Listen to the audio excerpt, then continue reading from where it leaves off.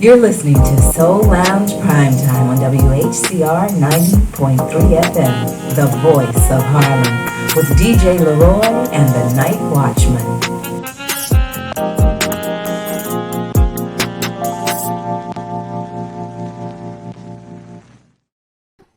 DJ LeRoy, I'm in a Soul Lounge Primetime kind of mood. How about you?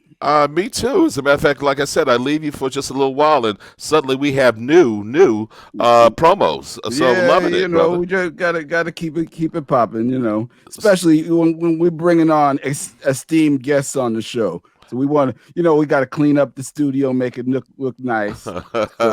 Absolutely. Well, we got two guests, and we're going to talk about the business of cannabis. Mm-hmm. And you know what? Without further ado, this is a woman, like I said, I'm truly, truly impressed with her vast knowledge of the subject, as well as also the fact that she has traveled globally regarding the subject matter. So let's bring out Miss Mary Pryor. Mary Pryor. Mary! Lounge Prime Time. How you doing, dear? I am getting ready to watch the Tyson-Roy Jones fight. Oh. With another cannabis ally, Danielle Swash. All right. She came to visit me in my new place, which is amazing. Okay. So, I'm just relaxing. She good. On this day. I'm good. Yeah, I mean, it's a pandemic. It's a pandemic. Yes, so I don't know indeed. what you want. I really don't know what you want from me. So Mary, you're saying it is real out there. It's a pandemic. I'm doing what I got to do. Mm-hmm. I hope everybody is safe and wearing a mask. Mm-hmm. Your cousins are out here in Harlem, though, acting a fool. So you need to get them away from this hookah and into a mask. Mm-hmm. Gotcha. And so it's your cousins, not mine. Because my cousins are in Detroit, and we're wearing masks. She's like Mission Impossible. The secretary is disavowing any knowledge of their actions. I just want to put that out there. There is a difference. Gotcha. Thank you, Mary. Well, our other guest is a gentleman who actually used to be at my former haunt there, ESD, but then he started to work for another organization and actually would process and grow. And we're talking about CBD and other products, and that is Mr. John Gilstrap. John, what's up, buddy? Hey, what's up, guys? How you doing? Good. And last but not least, she's joined us. The Gia! All right. Very nice. Nice. Now the party can begin. Okay. Yes, indeed. So you know what? As I was talking to Night Watchman about, of course, the election that we had, we also had some movement happening there in Jersey. So I want to get your feelings about how does, let's say, Jersey come from here and just go right past New York. Mary, what's going on here? Oh, boy. So whatever I like to preface it with this, is that whatever Jersey does, New York will definitely take some cues from, right? Okay. But New York is aware that it has its own items that are unique and different to Jersey. But what has to be across the board in terms of people that are melanated or Black and brown or Black indigenous in anyone is that equity has to start from day one with the implementation of a program. Jersey is missing the mark on that. And it's been something that several New Jersey advocates, shout out to Leo Bridgewater, shout out to Jessica Gonzalez, shout out to Nadir Pearson, shout out to Taib Campbell, shout out to, just myself, to use whatever voice I can through the Canaclusive angle. But I moved to Jersey a few months ago, actually. This is my new place. And I kind of really moved here to not be landlocked from New York, but, being in a market that allows for things to progress and shift is just kind of like a benefit of this business right now that we're running. And thanks to Gia, shout out to her, a lot of that is due to what happened with the accountability list. And Gia volunteered her excellence and professionalism and taught me a thing or five about how to navigate media waters and to be very mindful of that and to be responsible with making sure that things are explained in terms of progress, not creating more ways for people to have problems. So I think Jersey, unfortunately, is missing the mark. There is a need to definitely fix that. So we shall see, based upon where everybody's at and what they're trying to do, where that will occur. But I would really, really hope that they let people listen to what's happening in Jersey. And if you are in New Jersey, or if you have family in Jersey, like, they need to be calling their assembly man or woman and their senator, and jumping into the fray. Like, this is a market that literally start of the year was rebounding down, and different companies were leaving state markets because things were so slow. And now it's pretty much cannabis is the thing that's kept everybody going in this space, whether it's been through pain, whether it's been through anxiety, whether it's been through release. And now, you know, consumption and sales of cannabis are up over 50%. And we're only in like December. And so far, we're now embracing in the East Coast side a second wave of COVID-19. So, you know, like, a lot of states are hungry for money, and a lot of states are hungry to do what they think would be, you know, behooving their pockets. But, you know, Black and brown people have suffered a lot in this pandemic. We've had the most deaths per capita of people that are Black in our urban areas.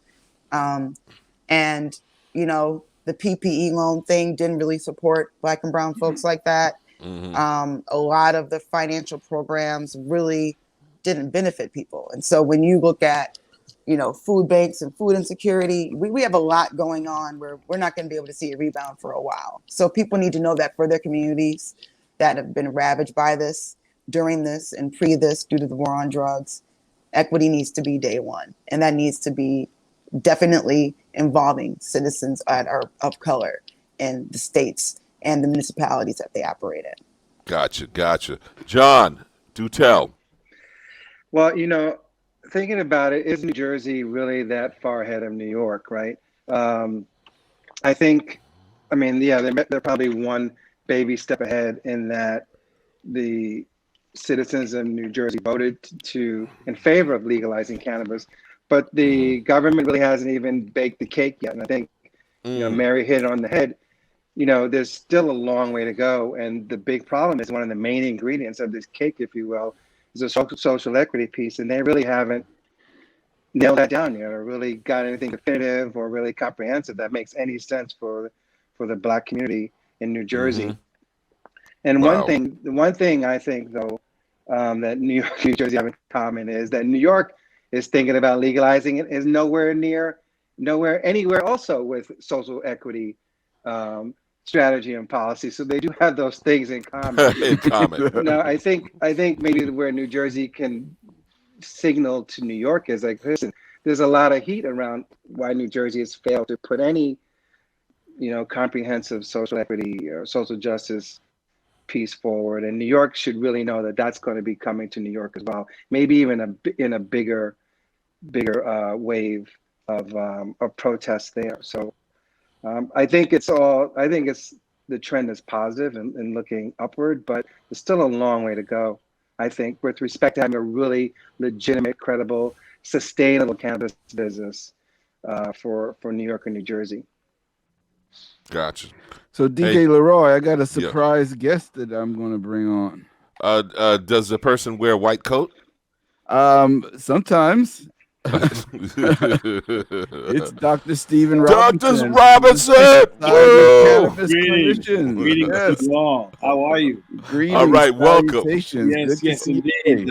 I see we're doing the pandemic shuffle here. You know it. Oh, man. So I want to get Gia some of your thoughts on Jersey, and also what Mary giving you some props there in terms of, you know, let's say getting the discussion out there. Do tell. Sure. Can you hear me? Yes. Perfect. So I would only echo what John and Mary have said. It's really interesting. Just the other day, a reminder came up on Facebook. And if you know anything about the way Facebook works, it throws back, shows you your memories, right, of what happened. And there was an image that came up 3 years ago of a predominantly, African American crowd gathered in Trenton, New Jersey, and we were talking about 3 years ago what we would hoping Jersey would bring when it came to adult use legalization. And it's interesting that the very things that Mary's talking about today, we were talking about 3 years ago, and we were talking about 2 years ago, and we were talking about a year ago. I think what people need to understand is that what was on the ballot and what was passed had nothing to do with Black people. It had nothing to do with brown people. It had everything to do with just legalizing it, right? And so what we've seen time and time again from state over state is that Black people and brown people are consistently left out of the legalization regulations, right? And so we're constantly at the table fighting for a footway in. And if you think about, what was it, 18 months ago or over a year ago, when Jersey gave out 6 additional licenses, many of the people from our communities were fighting to even just get a license to make sure that the 6 additional licenses that were handed out would have been at least been inclusive, right? And not that people were using Black and brown people on their application just to get one. And Brown and Mary and John know exactly what I'm talking about because we've seen it time and time again happen from the states. And so here we are where we've got this whole, this Northeast corridor that is looking to legalize, right? So it's not just New Jersey, you also have New York, you have Connecticut talking about it, as well as Pennsylvania. And the issues continue to be is that Black and brown people are always left out of the conversations, right? And so I think New York, we just have to remain, we have to put the pressure on, right? Hold the state accountable. We want to see social equity day one. We do want to make sure that we're not left out of it, and that the taxes, right, that are received to the state, that they go into the communities that have been most impacted. I love that Mary was talking about COVID. And so we've heard, these governors from different states talking about how much it's impacted the Black and brown community. Right. Okay, so what do we do about that? And what funds are allocated to not only just to the communities itself, but it's also to the healthcare that is generally left out of our own communities. And so I love that Mary said that, it's been cannabis, honestly, has been the essential business that has remained active during COVID. It's been cannabis that's helped many people deal with anxieties during these times. It's been cannabis that's helped people even with their own medical issues beyond anxiety and depression and anything else that they've been dealing with, just overall wellness and health care. So, it's so important that this access to medicine, this access to business and opportunities are made to our communities, not just in New York, not just in New Jersey, but across the country. Gotcha. Doctor, so during the pandemic, what have you noticed? Has there been a surge and uptick in terms of, let's say, more prescriptive use of cannabis that you're seeing, or what? Well, there's clearly been an explosion of people with a lot of anxiety, depression, and utilization of cannabis for these symptoms. And that is, I think, a good thing on the one hand. On the other hand, I'm looking at a state like California that passed a proposition 2 years ago to legalize adult use in cannabis, and this is pre-COVID, and the impact that has had on the medicinal realm of cannabis has been disastrous because of the way they introduced the legalization process. It with all of the regulatory requirements and the licensing fees that were imposed on the various strata of industries, it starved the market in terms of the medicinal end. Many of those companies that wanted to go for the big bucks that represented the adult use or recreational market focused on that and not on the smaller market on the medicinal end, so that there may have been some exotic heirloom or boutique combinations of cannabinoids that worked well for certain medical conditions that were now kicked to the curb because they weren't as financially remunerative as some of the more higher THC compounds that people were using for the recreational aspects. So this is taking place, but certainly during the pandemic, there's been an increase in the generalized anxiety, generalized depression, social isolation for the general populace, whether they're cannabis users or not. And the mental health providers and practitioners have been strained to the max as well, trying to deal with this. So there are shortages of these providers, even though they may not be first responders. There have been shortages of these as well. So it's and it'll be a long time for us to dig out from under this. We've got to start planning for the long term, and cannabis should not be lost in this process at all.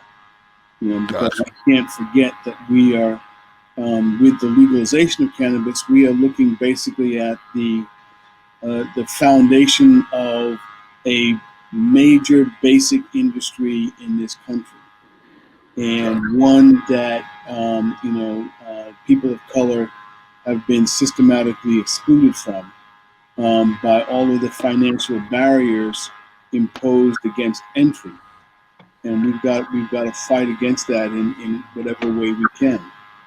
Absolutely. Night Watchman, in terms of the audio, are we getting a buzz feed? Yes. You're noticing? Okay. Yes. Yep. So okay, it's gone now. Perfect. Yep. So, Mary, here's the question. In terms of what G was saying, with let's say having these discussions about equity, about fairness in Trenton, New Jersey, more than 3 years ago, and now knowing that they have, of course, just legalized recreational use for cannabis, is there any way to back into an equity model?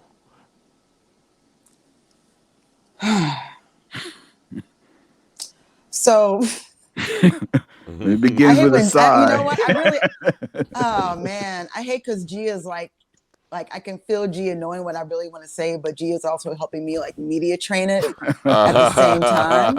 And so there's Gia here being like, okay. And then there's me from Detroit, like, you know what is going on? Like there's that. So I'm trying to let Gia's thoughts telepathically come into my brain so that I can spit it out in a more professional tone. So Mary, let me support you here. So let me just paint a picture for you guys. I'm working with a client, and they just released cannabis sales for Thanksgiving weekend. And let me tell you why this is important.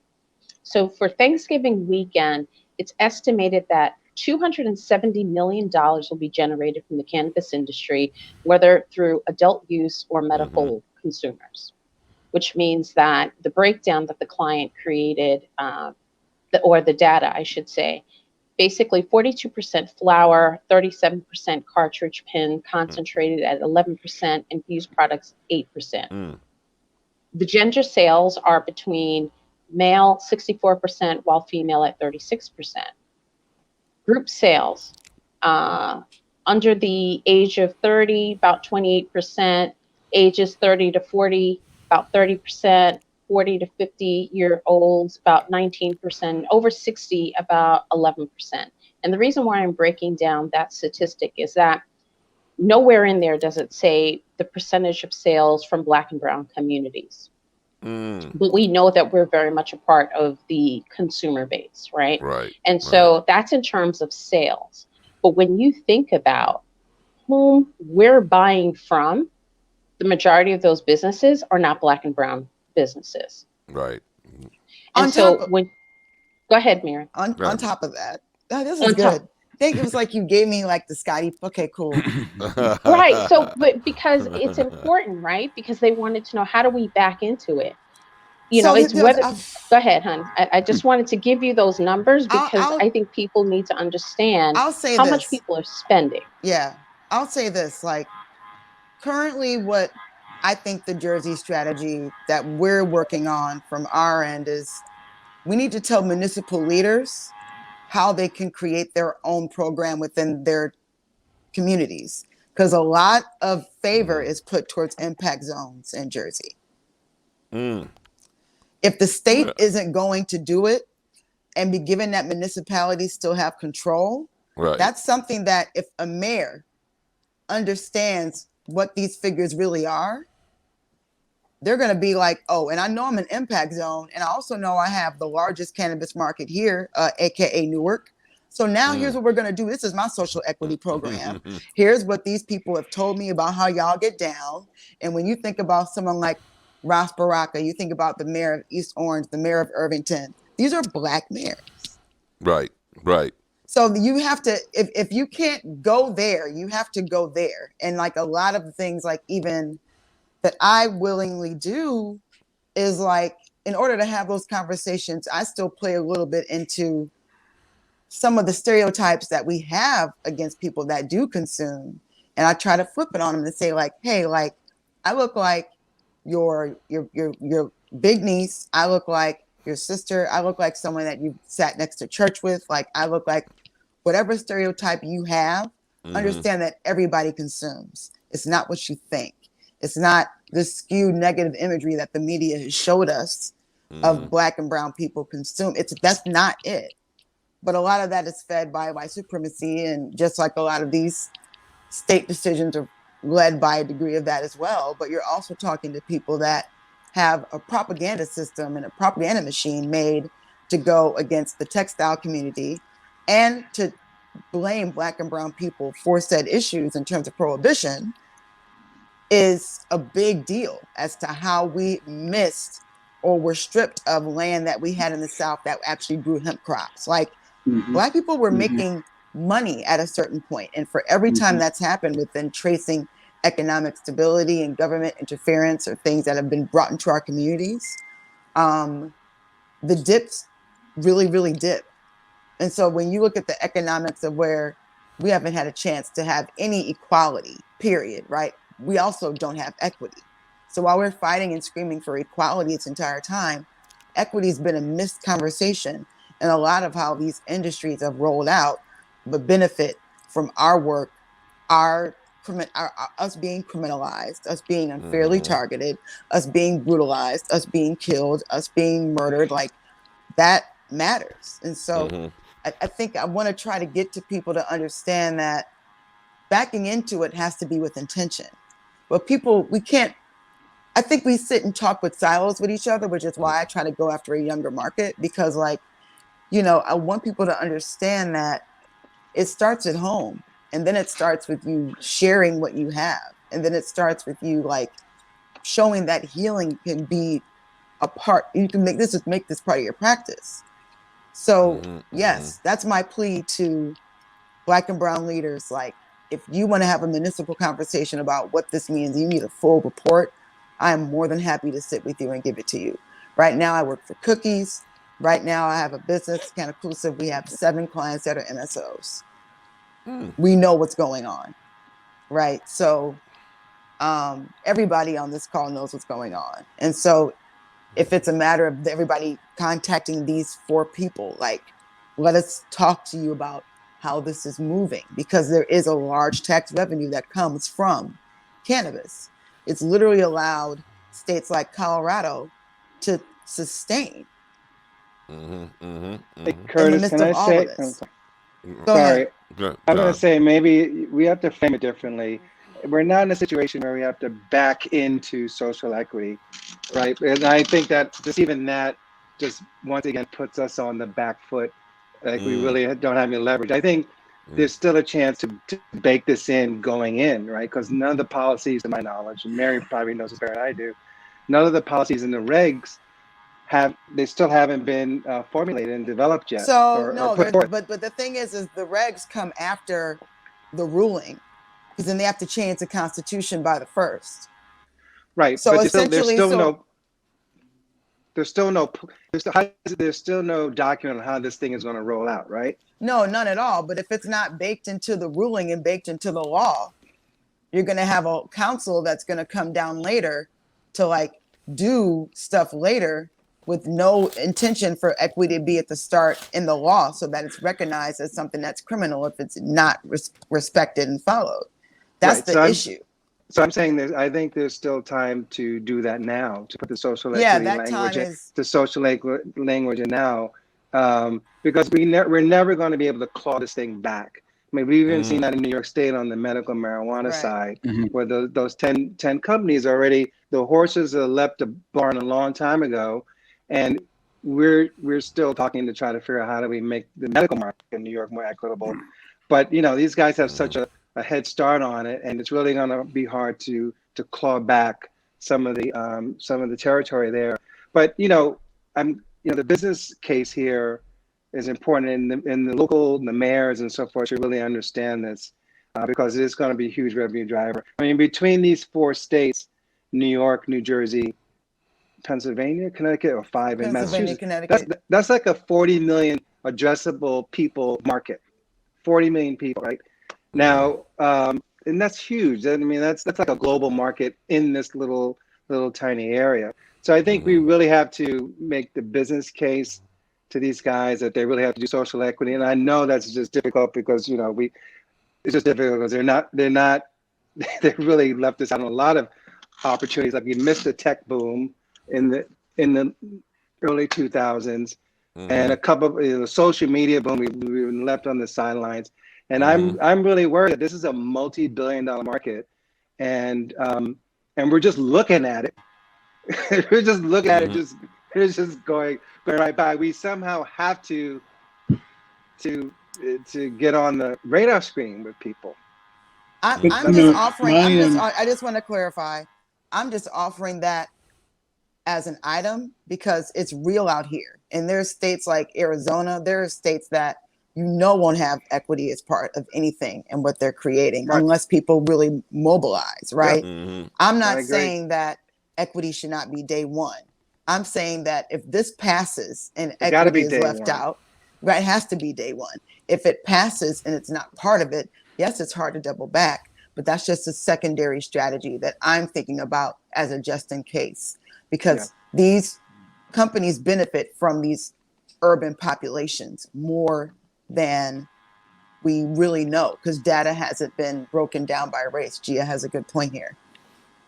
But the other thing, philosophically, the cannabis, as opposed to the tech industry, was that cannabis in itself, the cannabis legislation, was used actively to prosecute and persecute people of color historically through the war on drugs in a disproportionate fashion.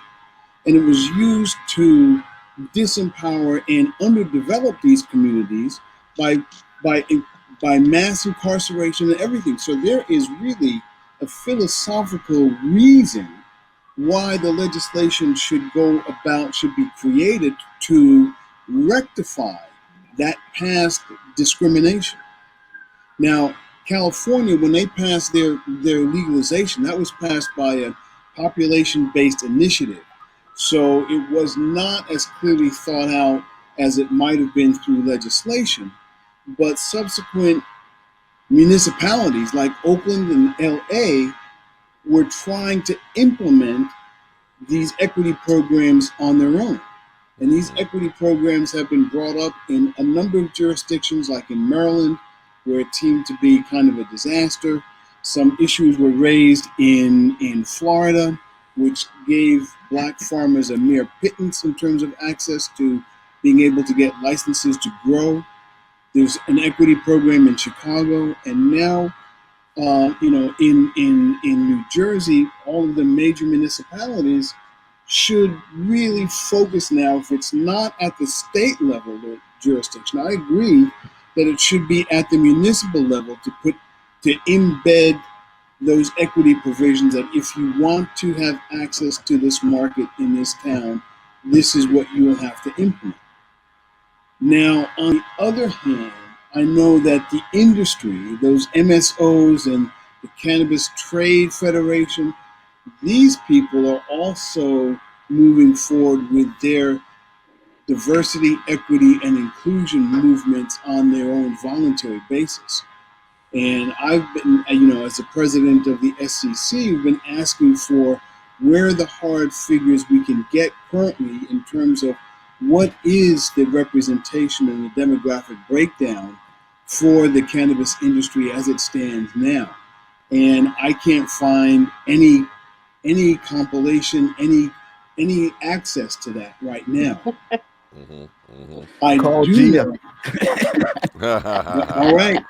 No, don't call me about it. I'm laughing. I'm smiling because I'm looking at Mary because that's what she's already mentioned, right? Cannaclusive and their accountability list. So the reason why that's interesting is because we're actually operating in an unfederally regulated market. They honestly do not have to disclose any of that information. The pressure is forcing some of them to disclose some of the information. The pressure already is really pointing these MSOs to begin to hire chief diversity officers, because we already know that they're already big corporations, right? And so they're typically modeling their growth after mainstream corporations. So eventually it will have to get there. But right now, there's nothing within law that says that they have to disclose this. And so you have a company like Cannaclusive that came out during the pandemic, and no one can speak to this better than Mary, but in support of what they were doing, she said, I stepped in because I believed it. I saw it. I understood and recognized how brave they were at a time during COVID, during the time of George Floyd, that all companies wanted to make sure that they were recognized as being Black friendly, right? And Black inclusive, when honestly they were not. And so you have a company like Cannaclusive that said, if that is who you are and that's who you say you are based on your marketing, promotions, and trying to get the Black consumer or the brown consumer, why don't you share your numbers? And no one had asked or put them on the line to really hold them accountable. And the reason why I'm speaking up to that further is because Women Grow has also challenged the industry. Where are the women leaders? Where are women in leadership roles? Where are women on your boards, right? And so we have a challenge in an industry that is faced in major mainstream of not enough diversity and inclusion across the board. And so, but more specifically, not enough Black and brown people, right? Because women, even white women, will get ahead in this industry, but we still have Black and brown women who, like myself and Mary, that still have to fight and struggle just to be heard, just to get ahead, just to get in the room. And yeah, we're building our own tables, but you still need representation at the tables that are currently operating to make sure we're not missing what's being said and what's being shared. So, you're absolutely right. Like, no one's holding them accountable today, but I guarantee you, when this goes federally legal, there's a whole lot that's going to change in this industry.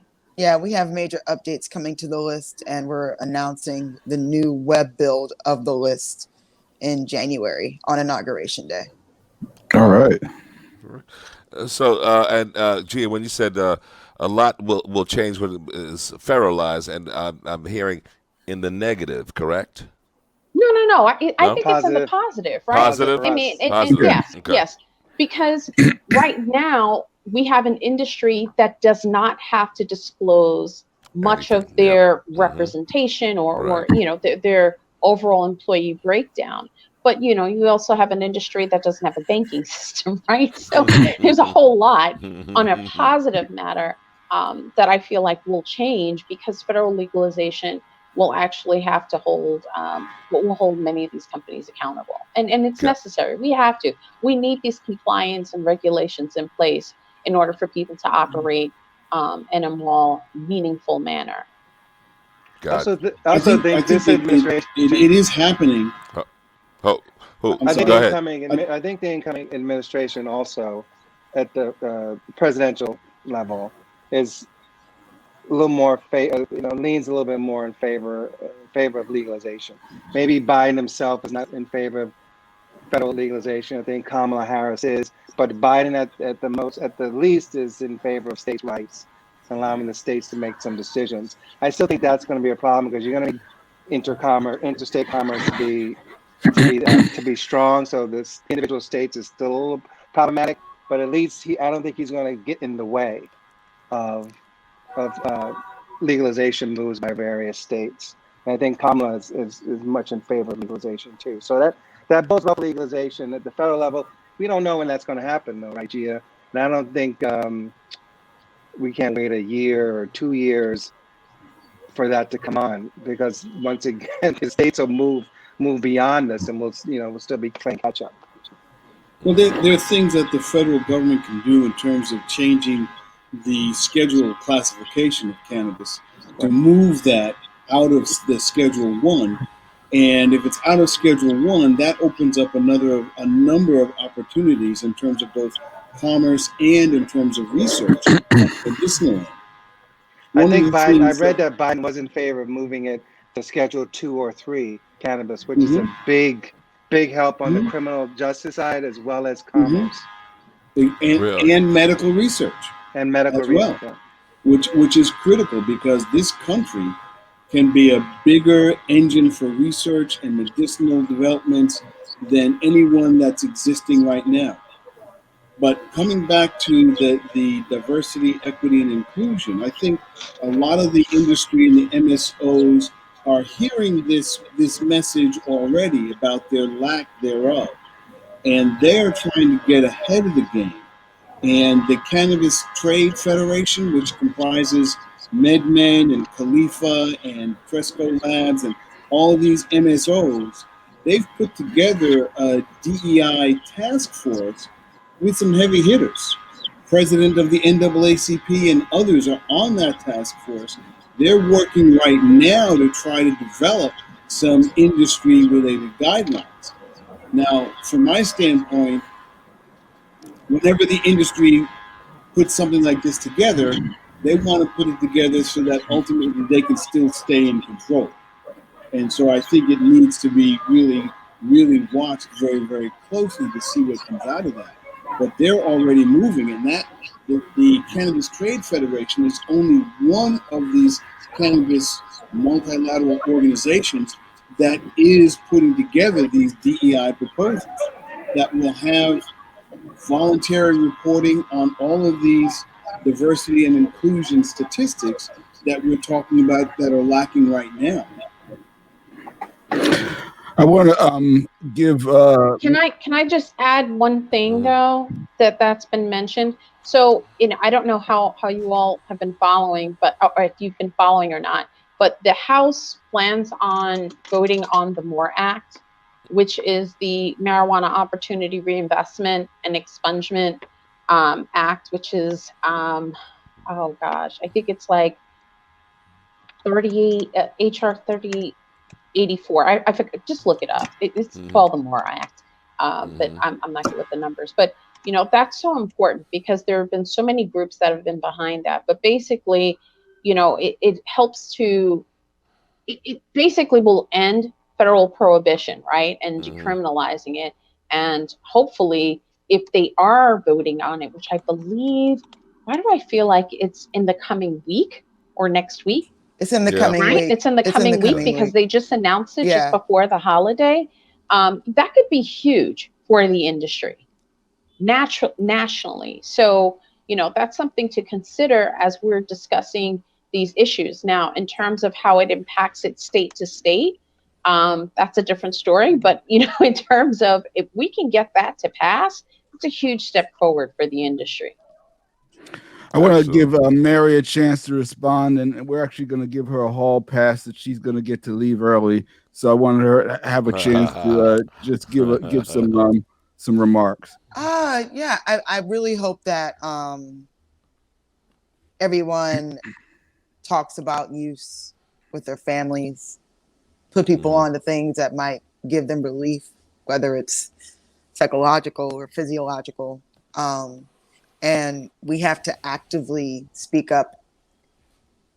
The numbers of people that are Black in this space are not big. Your celebrity fave has a licensing deal. That's different than being an owner of a business, and not all of them have an ownership. So like those business things need to be more broken down. We also need to coach people through the best way to lobby and present and outline your points. That's something that I've noticed when I'm on these calls, going to the Senate and going to the House meetings. When people present, you have to be very mindful of how people will try to trip you up and how you have to provide a lot of facts so that people That's so right. even doing that the right way is important. And we need to all be very aligned and very, very focused on doing what is possible. This is going to be a crop. And this is a birthright to people that are of color, exclusively first and foremost. Historically, Asian roots, African roots, South American, indigenous roots, that matters. So it's important to make sure that we can reclaim as much of this, if not all of it, as much as possible. And thank you all for your time. Be safe. Mary, thank you Mary, so much. thank you, my dear. Thank you. Absolutely. So that's a good segue into talking about just what should we be talking to people about in terms of the equity, and equity meaning ownership, and ownership meaning getting into your own business in this space. And this is a conversation that John and Gia, we started this conversation early in the year. And you two were, in fact, one of our last few before guests lockdown when we were in our studio. So it's great to have you in this platform back on. And I guess so. Let's pick up that conversation where we left off about how do we foster more entrepreneurism and ownership in the space, which has many different levels of opportunity. That's so crazy. I can't believe. I felt like we met last year. So much has happened. This is 2020. It was I think it was either late February or early March. It was only a couple of weeks afterwards that we were shut down. Correct. So what's interesting is that when you mentioned that, I remember at the time we were planning the first Women in Cannabis Lobby Day for Albany, which we mentioned. We'll be doing that again in March 8th, 2021, but we have to do it virtually because why? It's COVID. Well, right? that's a blessed day, That's actually my birthday. We'll see that. Look at that, Bob. I love it. We're going to call that Bob Day. That's right. Also, when we met last, I also mentioned that Emmanuel Baptist Church was going to be holding its second Business of Cannabis Summit. And that, of course, had to be postponed due to the pandemic. Then we'll be doing that again in February 2021, but it will be held virtually. And I think what's important to know, and I think John can even speak to this further, is, we're going into a new session, right? Starting January. And, New York is very focused on adult use legalization. And what does that look like in terms of social equity and inclusion? And so by having these, these info educational sessions so that people understand exactly where they fit in, to Mary's point, how they can have and host these conversations with their families. But it's very important to not wait until it passes to then say, how do I get involved? Like, you need to get involved starting today, doing research. There's tons of articles out there already. There's tons of documentaries. And, it's the same work that John and I and Mary have put in. We have spent, look at us. It's late night and we're here on an interview with you. Why? Because this matters. It's so important that we do bring this access to information of, if you're not in a plant touching business, meaning if you're not directly in a business that is growing the plant or being in a dispensary or in a form of a delivery service, what else can our community do to contribute to the growth of this industry in our state? And there are many opportunities that people can do.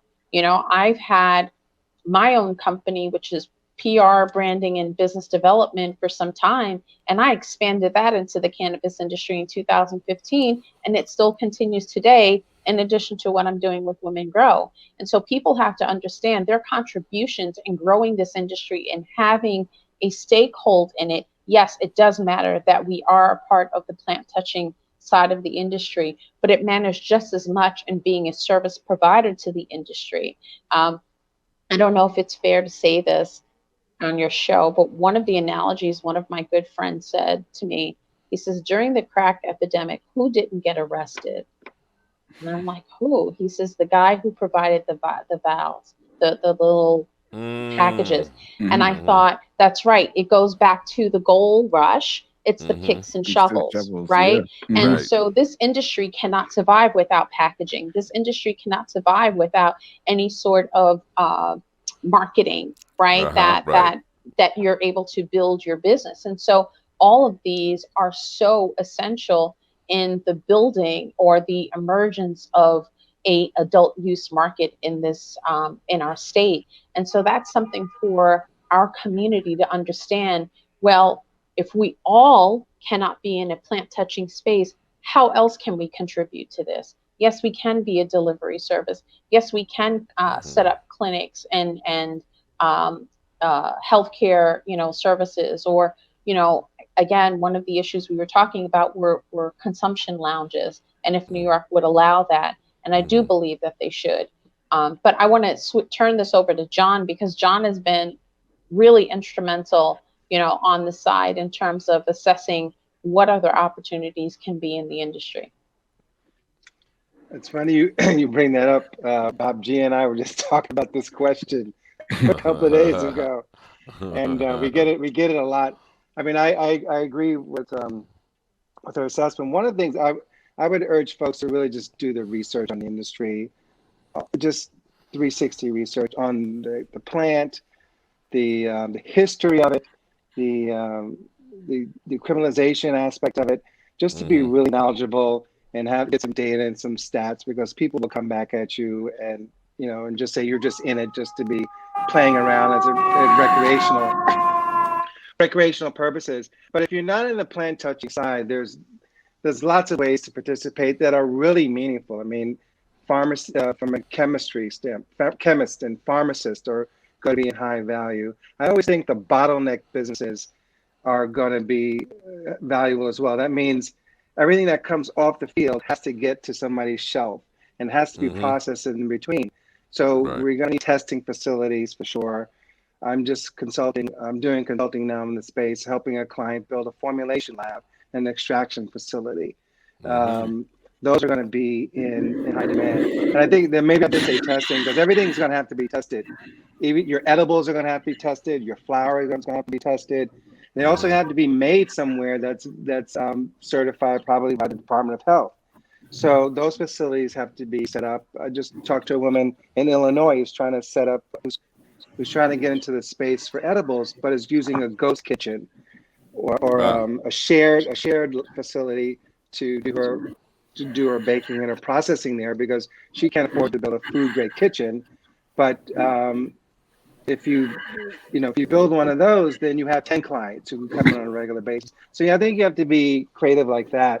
And of course you can be on the growing side. That's very tricky and as well, but that's very lucrative.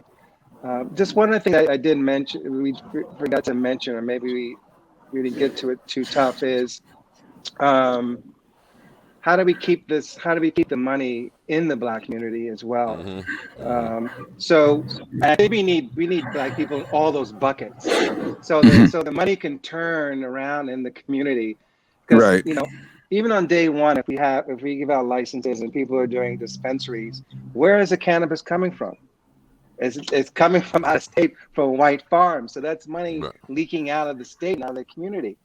Now, so we need Black folks in the cultivation side. So now that money just starts circulating back and forth. So, folks just need to be in every bucket. Well, answer this, John, because you were certainly in the growing space. What were the numbers, the percentages of us in that space? Well, Go ahead, Gia. You got. Wait, since I'm not in it, zero. No, since I'm gone.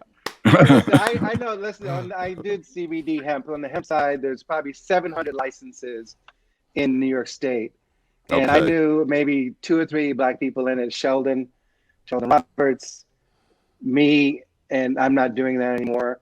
It's another radio show. And then maybe 1 or 2 people. Out of 700 people, you have maybe Damon was in it. Damon Fagan for a bit. So what's that? 5 out of 700? That's not a good stat. Wow. I think it's safe to say that it's unfortunate that whether you're on the cannabis or hemp side, representation is still low. It just is. Now, the entry point for hemp, seems to be more affordable in terms of the application, but I will say that it's still a very low percentage, especially in the New York area. Can you guys hear me? Yes. Yeah. No, I can hear you. In the New York area.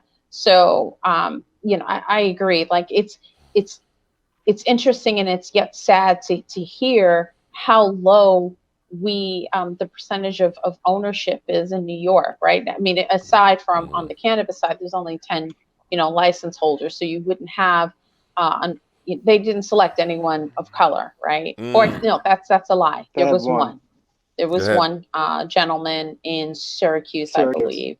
But I think he sold his license. So I don't think he's, no longer a license holder. He's part of Acreage now. Right. He was acquired. So, but it's important. And John and I, as he said, we were just talking about this. These aren't just conversations that we have on interviews like this. This is conversations that we have constantly. And we were thinking about, how else. So the unfortunate pressure that I feel that's happening in New York right now is that New York is depending on the cannabis industry to help resurrect and bring back our deficit economy. Wow. Right. And so while they're looking for ways to help bring the economy back, there's a lot of pressure to see what cannabis can do. And while I believe that could happen, one, I think we need flower in this market. Not having flower market is a huge detriment to the economy because that's what people want, right? But New York is very strict on smoking, right? On the combustion side, whether it's tobacco or cannabis. So that's an issue that they have to resolve. But also, if the full John, and I'm going to say it, I'm just going to say it because we were talking about it the other day. If the pressure is only on the cannabis industries, there are many other services that are going to supply the cannabis industry that then doesn't pay the tax of what we have to pay back to the state. So we've got these big companies like Con Ed, and you've got power companies that are going to be servicing us, but they don't get to pay the cannabis tax. Yet we're expected to help resurrect and bring back an economy. So I think that these are things that we need to consider as we're working towards adult use. Like, if this is going to be a collective effort and looking at how cannabis can help, build the economy, then we need to look at who else, could contribute to that. And the other thing that I'd like to add to that, and I've said it time and time again, is that I believe education is key. I really, truly believe that there should be at least ancillary cannabis degrees in our CUNY system. And I do believe that we need to have an all-out degree system in our SUNY system, because in our SUNY higher education. Why? Because we're talking about bringing big business to our state. And why wouldn't we want to educate the people that live here who are going to end up paying taxes? And just to John's point before, if we're going to recycle and make sure that we're reinvesting back into our communities, we need to educate the people so that they are prepared for careers in this industry. But if we're not preparing them, then what happens? Talent comes from elsewhere. Gotcha. Doctor. And the local universities don't have to reinvent the wheel. These kind of educational programs have been put in place in the universities that serve the Emerald Triangle in California, in Washington State, the ag colleges at UC Davis. They already have these cannabis curricula in place. In fact, even the University of Maryland has their pharmacy students have a training program on medicinal cannabis. So it's not like it's foreign and New York has to start from scratch. Yeah.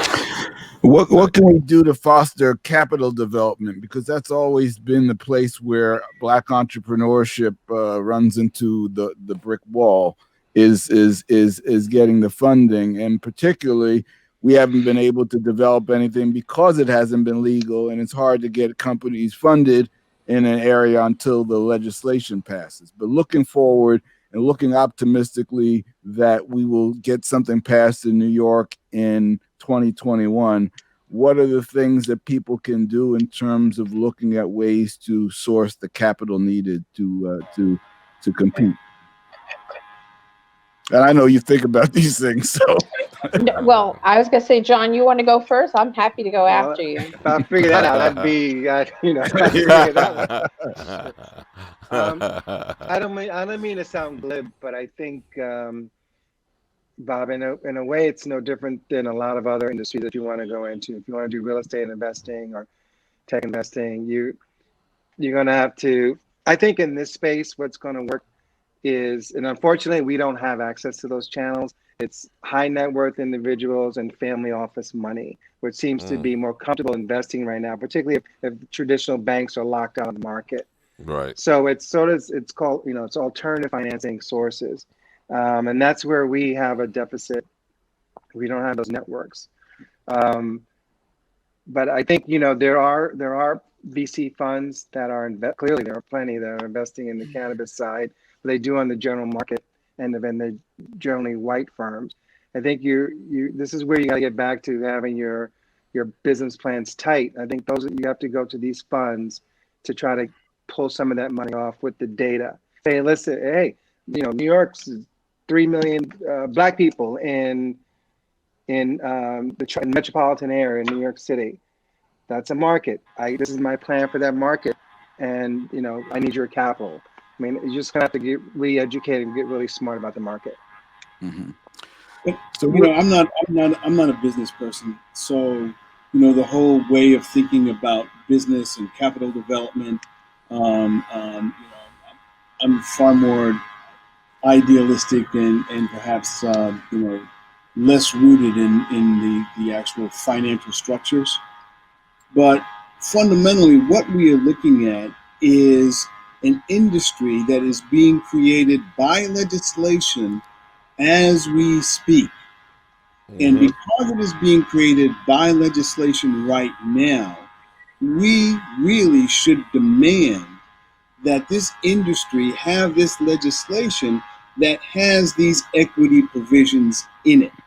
Because of historical discrimination and what's happened to populations, because of the very same plant that is now going to create millionaires and billionaires, these equity provisions can be built in right now. And I don't think anybody needs to be embarrassed about proposing that the legislation incorporate this. Cities of Oakland have assigned, a certain portion of the tax revenue that comes from the cannabis industry be set aside as development funds, as a pool that is now accessible to those areas that they've designated as high impact areas that have been decimated by the war on drugs. Mm-hmm. So equity applicants coming from that will have access to these pools and this training to form an on-ramp into this industry. And I think we can demand that happen everywhere this industry is being created by legislation. This is not a natural law. This is something that we are socially creating right now, and this should be an additional demand that we put in the legislation. All right.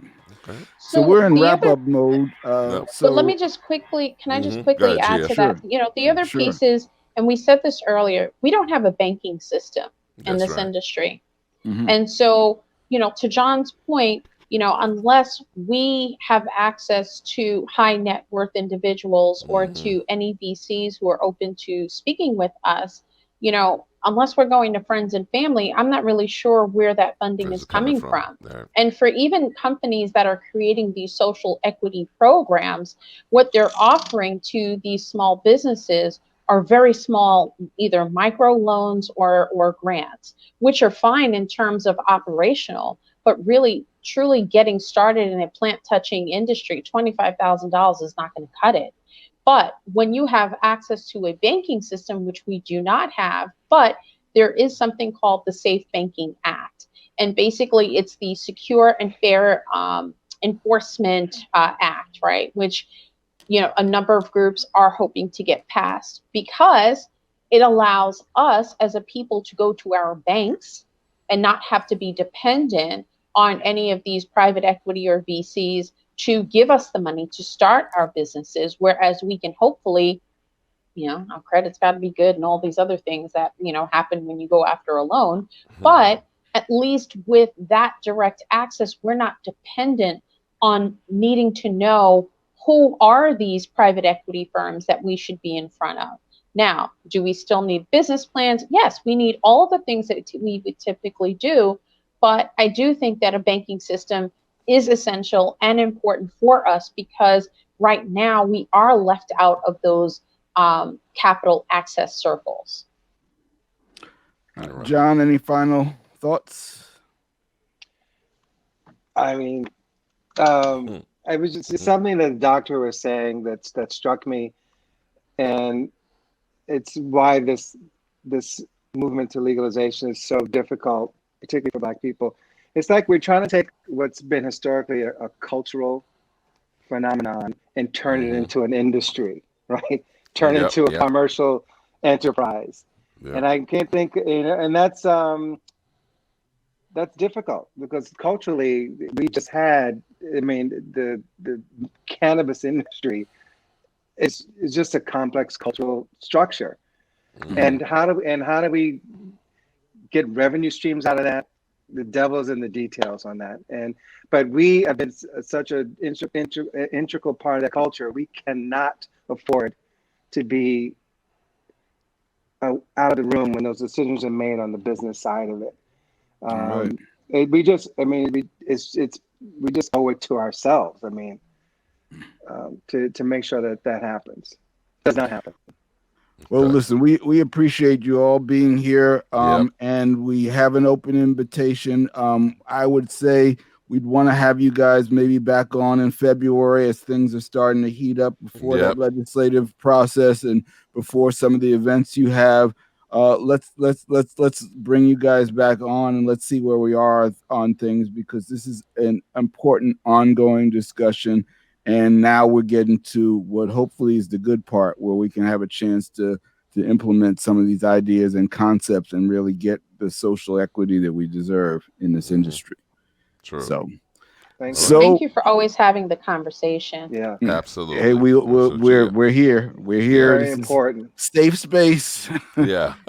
So Soul Lounge Primetime, WHCR 90.3 FM on the radio, and you can find us online at our YouTube channel, like us, subscribe us, and show up next Monday because we're always here on Monday evenings. Absolutely. Guys, thank you so much. All right. All right. Thank you. Thank you. Okay. Thank you.